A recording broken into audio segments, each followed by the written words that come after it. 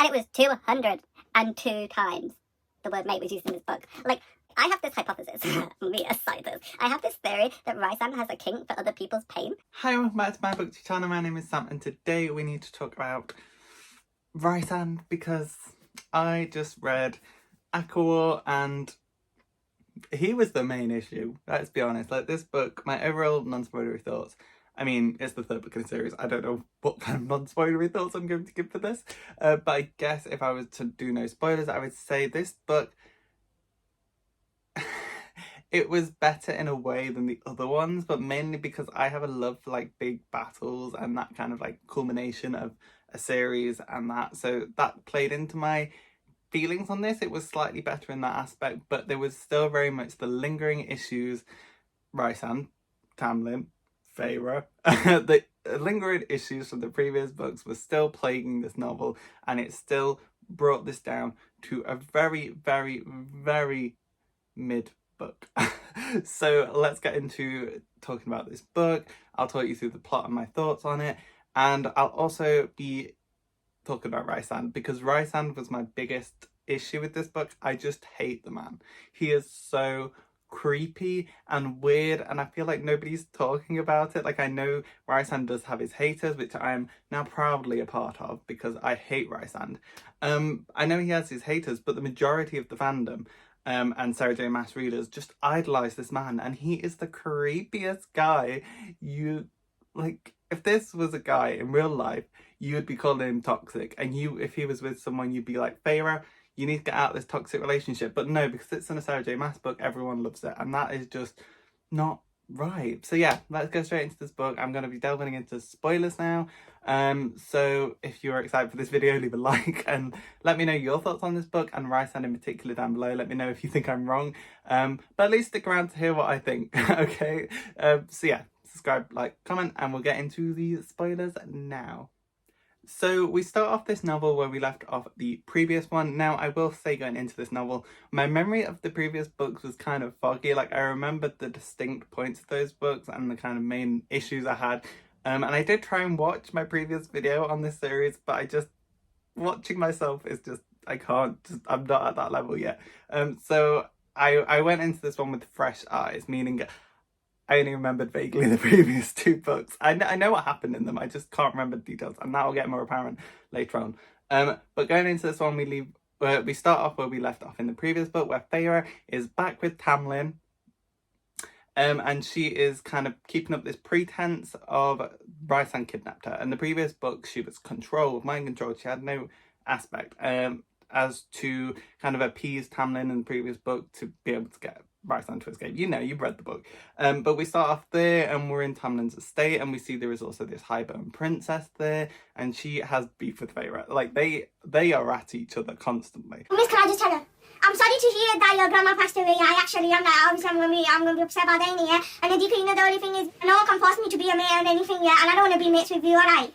And Feyre has this kind of interesting arc. I did like this about her. She was, instead of just like putting up with it, instead of just waiting to be rescued or outright acting dismissive and angry and that, she was smart, and she used her kind of manipulation tactics she had, and she played the soldiers off of Tamlin, and she also kind of played Lucian off Tamlin, setting up like compromising situations. There was a part where Lucian, it had looked like they were like about to get in bed together or something, or they've been kissing, and Tamlin walks in and he's like, what's going on? But yeah, I liked that she started playing off the guards against Tamlin. I thought that was really interesting and cool.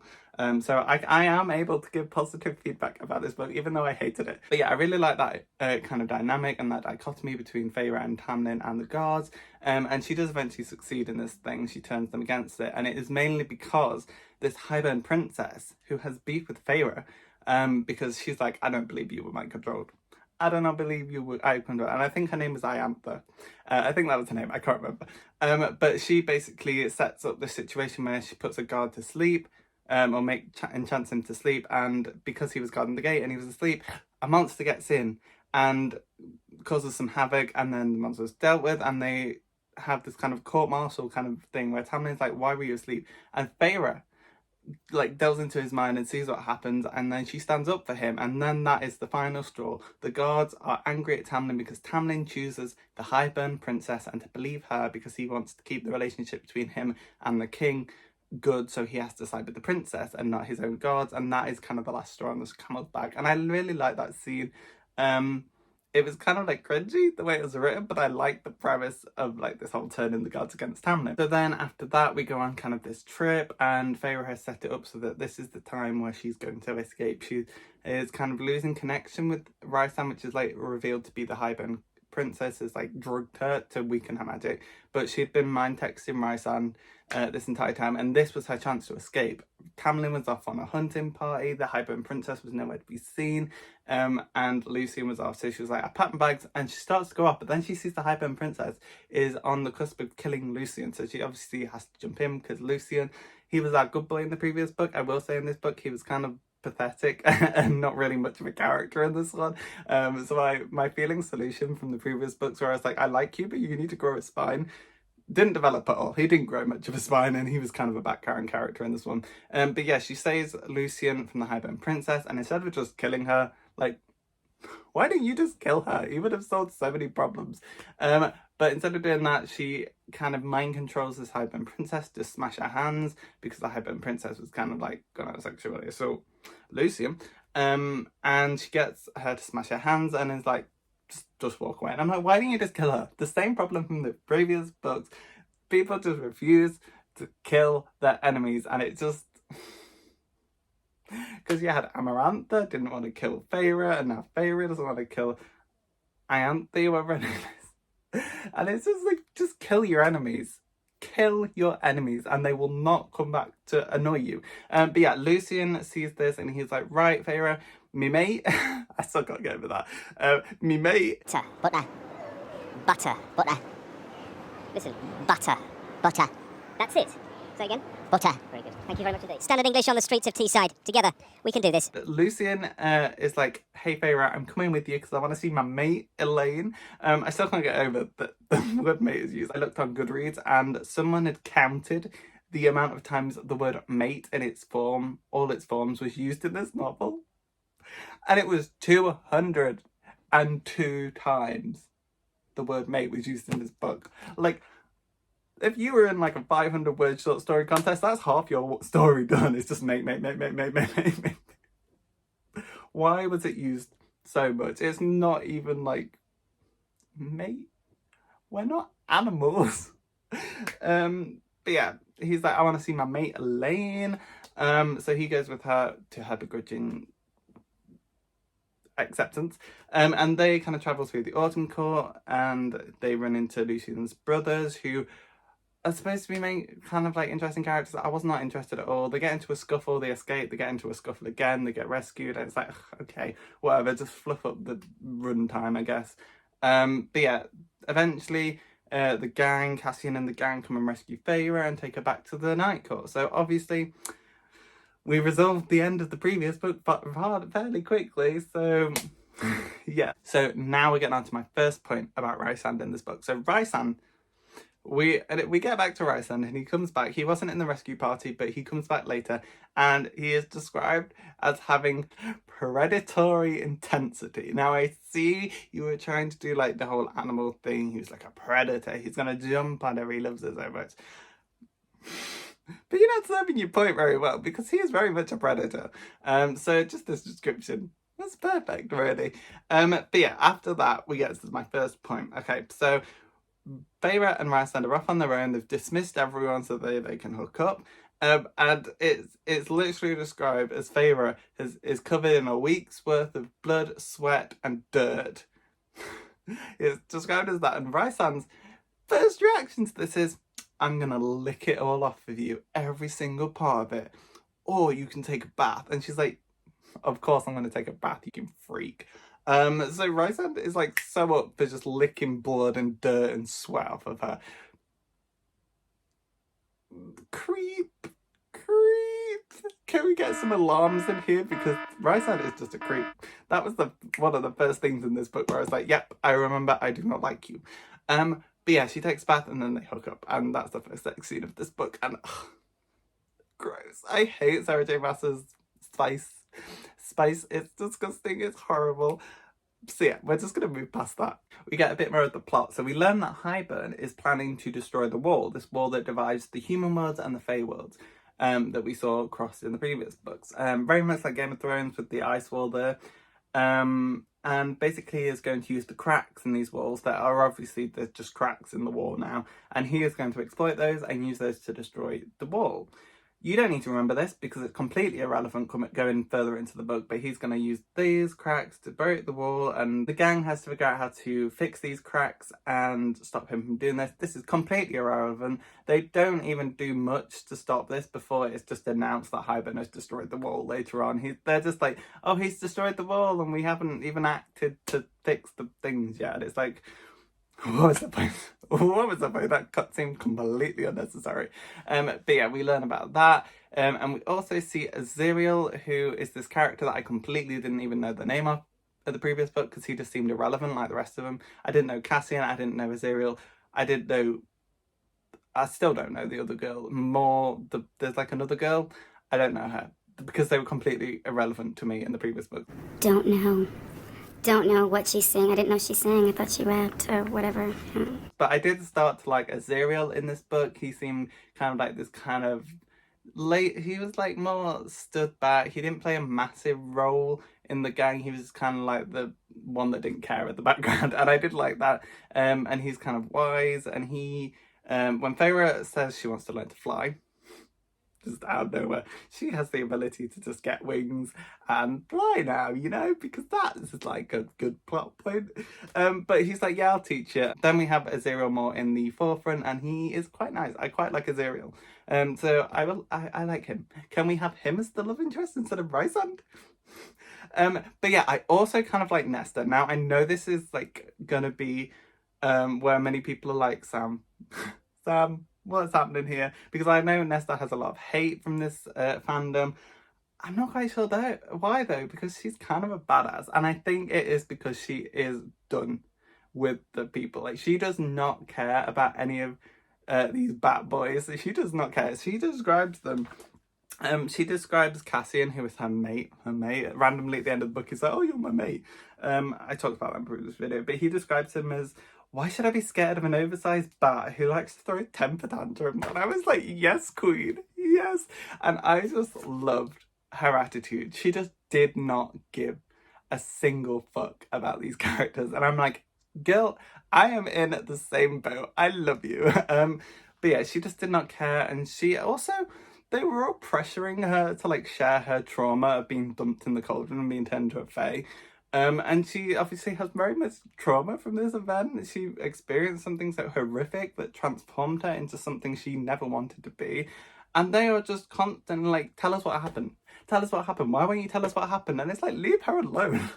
Leave her alone. If she does not want to tell you about her trauma, she does not have to tell you. She'll tell you when she's comfortable or when she's ready, or never at all. Leave her alone. And that really annoyed me. They kept trying to make her tell her story, and I'm like, just leave the girl alone. Leave her alone. But yeah, I love Nesta, and I love her even more later in the novel. And she's probably the only character in this book I respect, and that's because she had a similar mindset to me where she just did not want to be here. Now, we're on to creepy Rhysand moment number 2.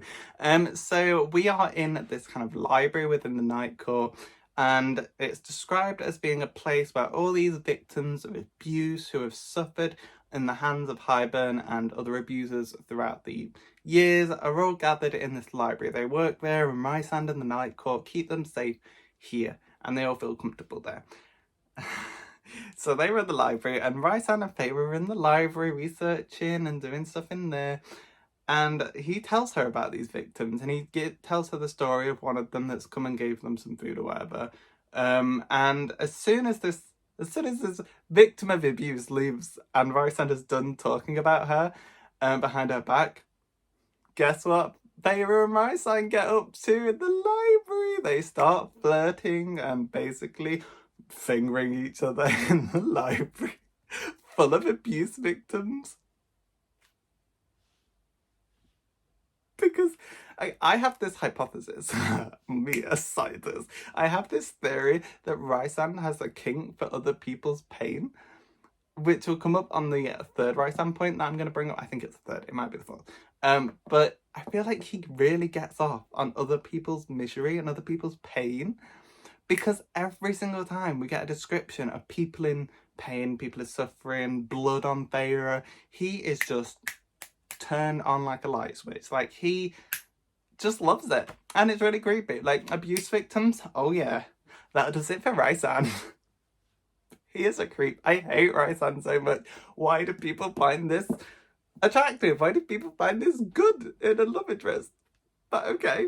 So after they've done messing around in the library full of abuse victims, Feyre decides that because all the other Fae courts don't want to help Rhysand and the Night Court fight off Hybern and his army because no one likes him, very much in keeping with my thoughts, but no one wants to help Rhysand and the Night Court fight off Hybern. They're all more on Hybern's side because they want to like attack humans again, and that was kind of like a no-go before. So Feyre comes up with the idea to use these kind of demonic entities that they know of to fight Hybern with them. So we have the Bone Carver, who I remembered vaguely, but when we visited him again, I was like, oh, okay, I remember you. But initially I was like, the Bone Carver? Okay. But he's in like this prison, and you have to give him a bit of bone or something to get him to talk, and he's like a death god or something. And he tells her that he will help if she gets him this mirror from this other court, where if you look into it, you go mad, because it shows you what your true self is, or like what you really want. So she has to go get this, but she don't really want to do it. And then we move on to another scene in the library where Feyre is with Nesta, and they are looking for information on the wall and the cracks on the wall, when suddenly Hybern soldiers break into the court because they had this magical one-time use spell that lets them in past the wards, because of course the convenience of that, they just have this. We're told that I'm not making that up, they literally have this kind of special spell that just no conflict, it just gets them through the wards, and it's like, okay, you just randomly used it now, you could have used it better, but okay. That's convenient.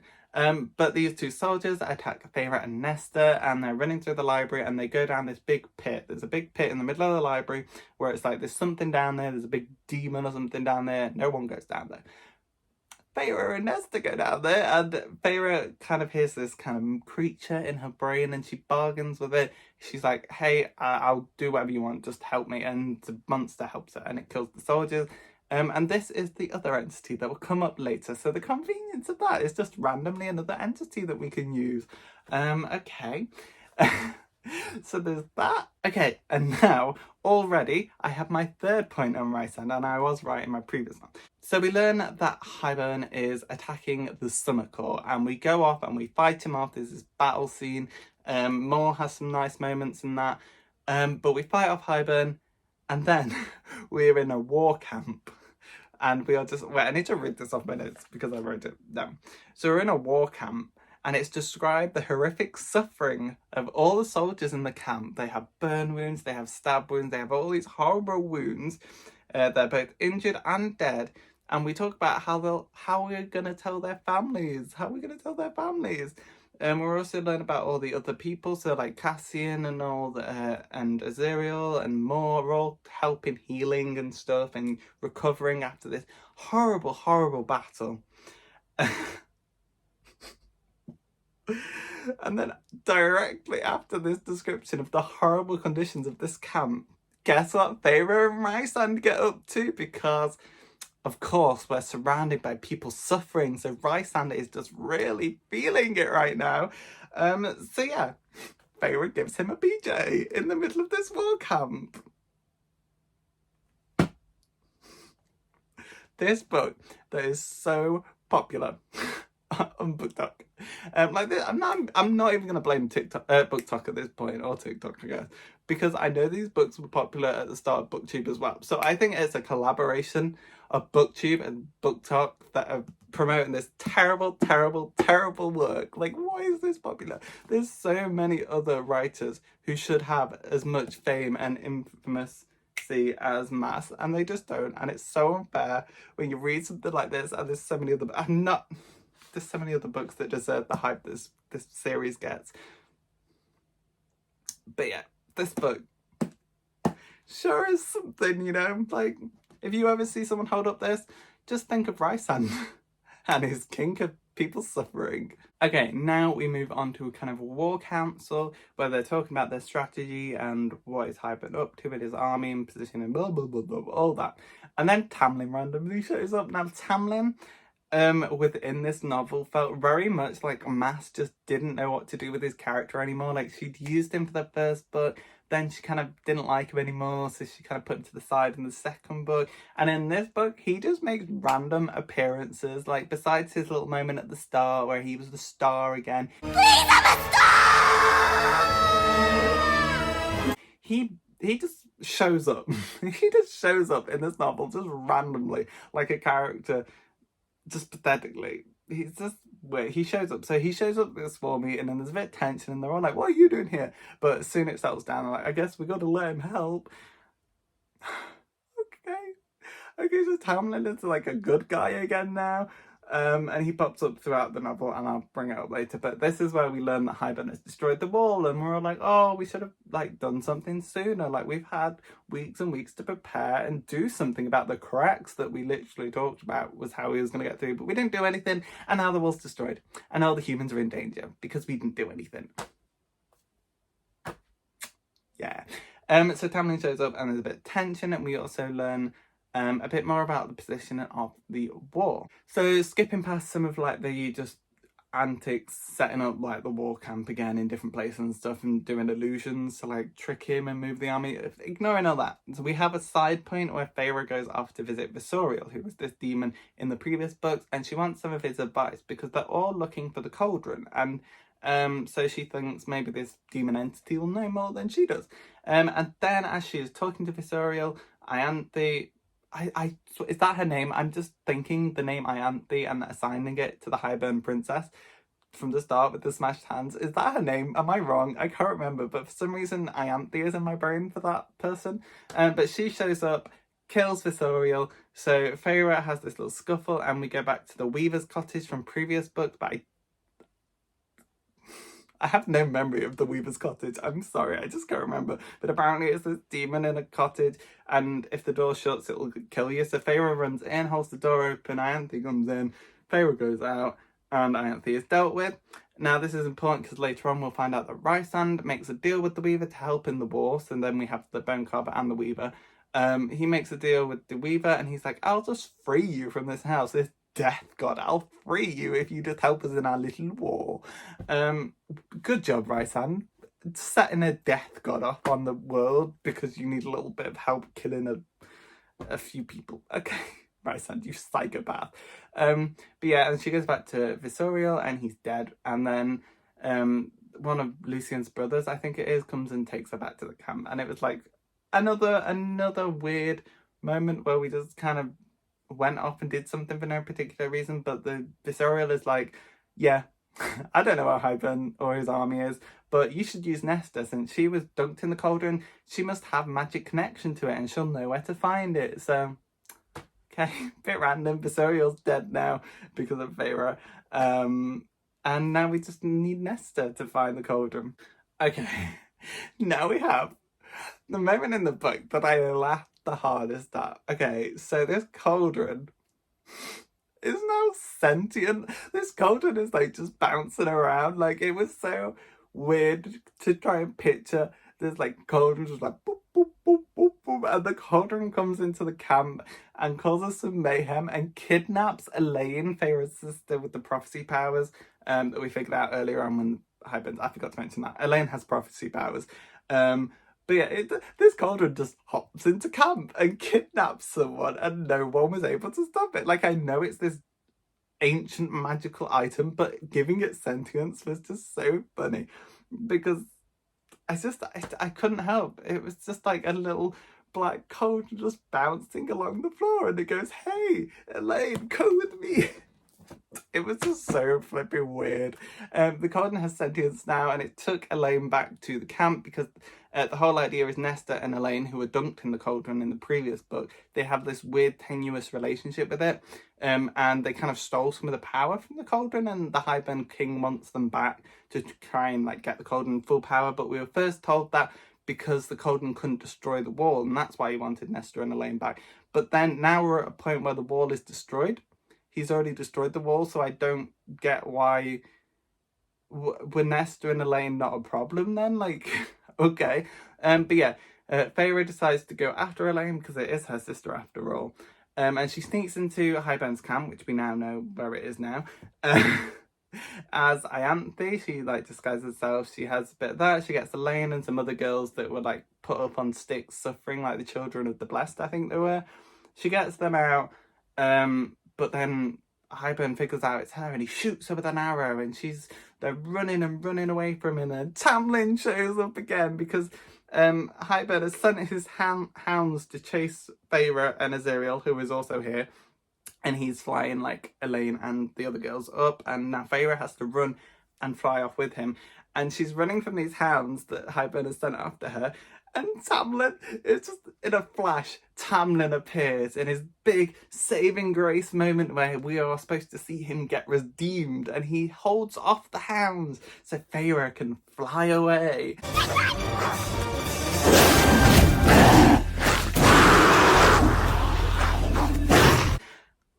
And it's like, could you be any more obvious that you want us to like Tamlin again? You want us to forget what he did in the previous books and the start of this book, and you just want us to accept that this is his redemption arc because he saves Feyre a little bit randomly. He just pops up.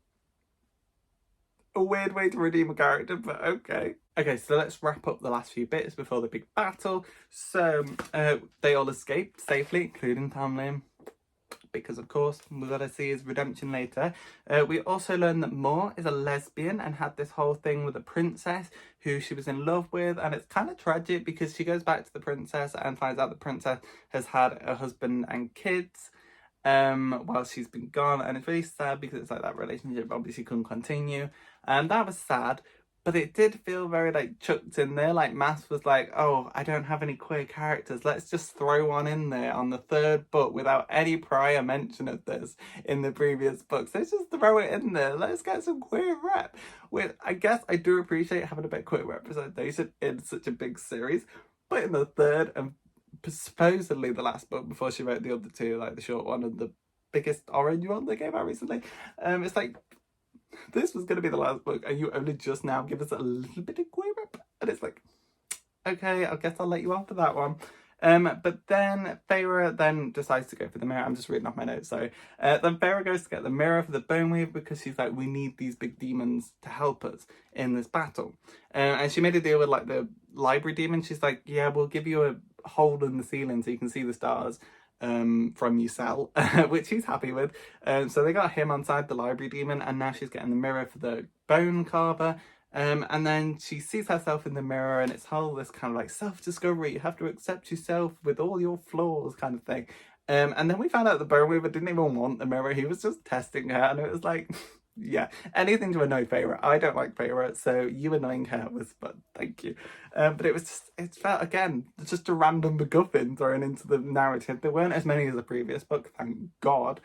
There were so many MacGuffins in the previous book, that was so weird. But yeah, just a random thing. But now we're getting on to the bit that I liked, because I am a sucker for big battles in anything, books, films, anything. I love a good big battle if it's done correctly.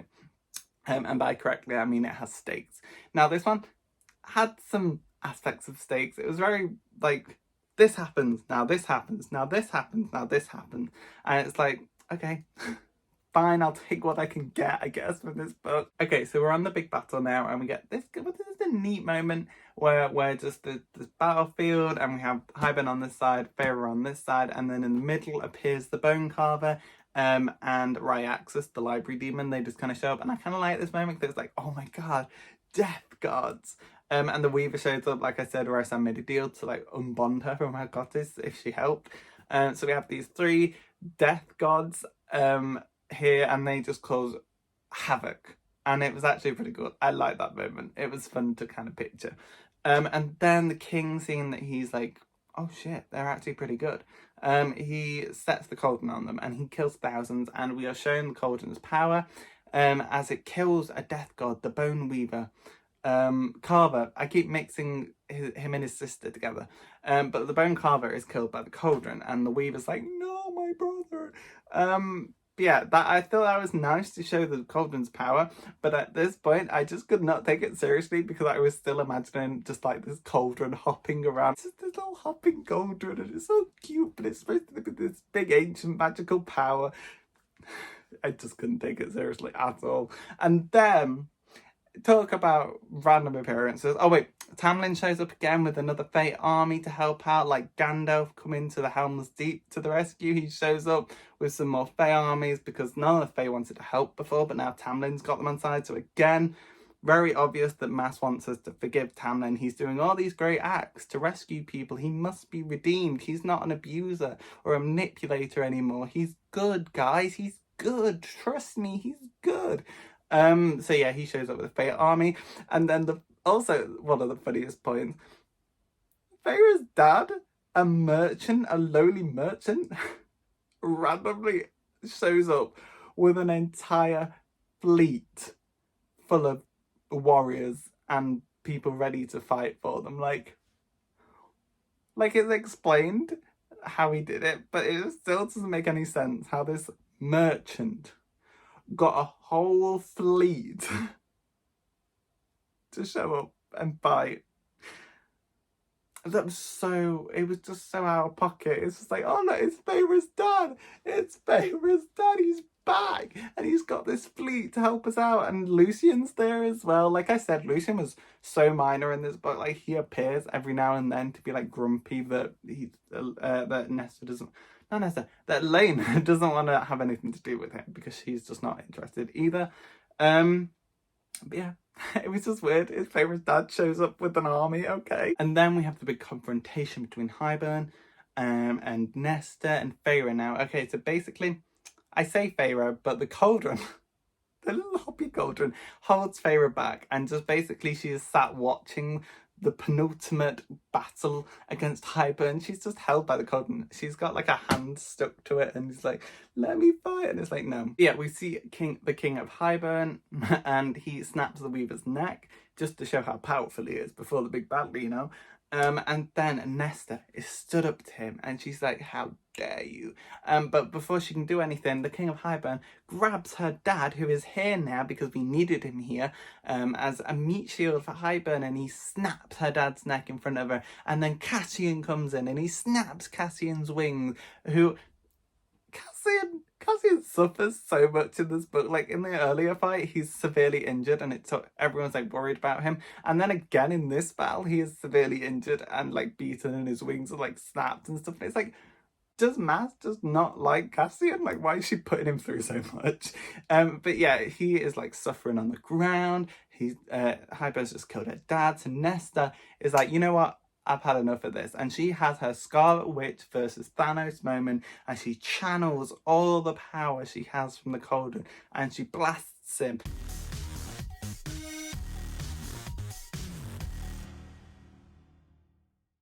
And it doesn't do anything. It just blows him back a little bit and he comes back and starts torturing Cassian again. And then Elaine comes in finally with the clutch moment and she stabs him in the throat from behind and he dies.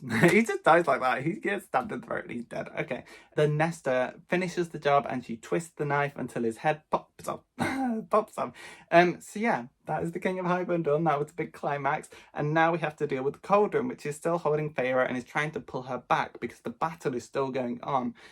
So they need to figure out a way to stop the battle because obviously no one can see that the Hybern is dead. They're still fighting. Okay, so that the other part of the group, with Rhysand's group, I've just looked at my notes. So her name is Amaran. Completely irrelevant. But basically, she is kind of like this entity trapped within her body, and she sacrifices herself. She jumps in the cauldron and then comes out as this big fiery beast with a halo and all that, and she kills off all of Hybern's remaining army, and it's kind of this self-sacrifice moment because she obviously can't get back into that body, and she's kind of lost her sense of self, so she disappears and it's kind of the big sad moment. But the cauldron, because of this, the cauldron like dies.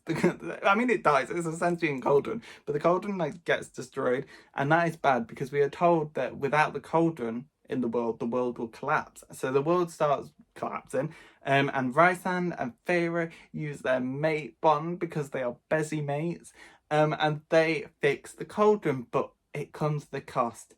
Now, the cost was Rhysand's death, and I would have been so happy with this if I wasn't spoiled by Throne of Glass, because spoilers for Throne of Glass, skip ahead, like double tap, but Rhysand lives at the end of Throne of Glass and he shows up. Okay, spoilers finished. But yeah, Rhysand, it was just, I knew he wasn't dead, so it didn't hold much hope. Like, I was like, oh, she's doing a fake out Rhysand death. This probably, Afterlife Rhysand must have been rolling over. He must have been like, yes, now it's my turn. Oh, I need to get back to Feyre. Anyway, but Rhysand has a fake out death and they bring him back just like they brought Feyre back in the first book, or the High Lords, both willingly and begrudgingly, some are held at night point, give a part of themselves, or like an essence of their power, to Rhysand to bring him back to life. Because we can't have any consequence. And also he brings back, what's her name? Amaran. He's like, oh, I just asked her if she wanted to come back, and now she's back as a human. Okay. So we're not going to have any stakes in this novel. It's just Feyre's random dad that showed up. He's the only, like, loss we had in this book. And it's like, okay. Just Maas just couldn't commit to killing a character, I guess.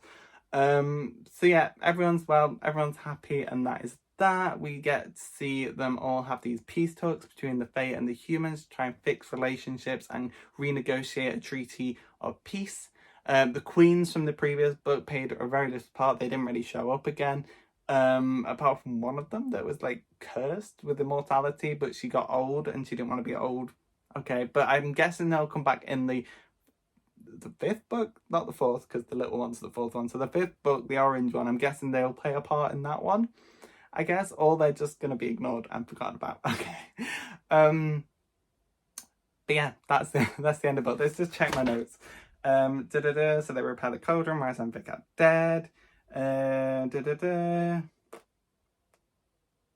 going back to the meeting. Yep, that's all my notes. I had 3 pages of notes. We got through them. They're my thoughts on this novel. Yeah. Okay, so they were my thoughts on ACOWAR. Now, just a bit of a reflection, a bit of summary on my time with this series. Now, I hated these books. I hated every single one of them. And I'm glad that my memory of the previous 2 are foggy, because I don't want to remember that stuff. There are so many better books out there. Anyway, before we're going around, I didn't enjoy my time reading these books, but I guess if they are books that are introducing new readers to reading, if they're coming through these books, then I feel sorry for them, but I'm glad it made them want to read, and hopefully they'll find better books to go on to. But yeah, I didn't enjoy my time with this series. I mainly just read them for you guys and for these videos. I might read the small one and maybe the 5th one, but I'm not going to get onto them straight away. But yeah, my time with ACOWAR is over. I've caught up with the series as of the main trilogy that it was supposed to be, and I wasn't impressed. And I'm sorry if you don't agree or you think that I'm wrong, I guess. But hopefully you watch these videos and you understand where I'm coming from. You like them, hopefully. And yeah, they're my thoughts on ACOWAR. I finally got the 3rd one done. I'm sorry it took me so long. Rhysand is a creep. Let's end the video there. Rhysand is a creep turned on by other people's suffering, and I don't get why he has a fan base. Anyway, I never have to see Rhysand again, hopefully. I'm so happy. Yeah, I don't recommend ACOTAR. I'm sorry. But yeah, if you like this video, leave a like and comment down below your thoughts on ACOWAR. I'd love to hear them, whether they're on my side of things or against it and you loved it. Let me know down in the comments so you can hopefully have a nice discussion. And yeah, subscribe if you want to see more from me. And I'll see you in the next video, which will hopefully be sci-fi related, which will be interesting. So yeah, thanks for watching. I'll see you in the next video. Bye! No more Sarah J. Maas! Unless you want me to do a video on Crescent City, which I have read, but I will reread if you want me to. Okay, bye!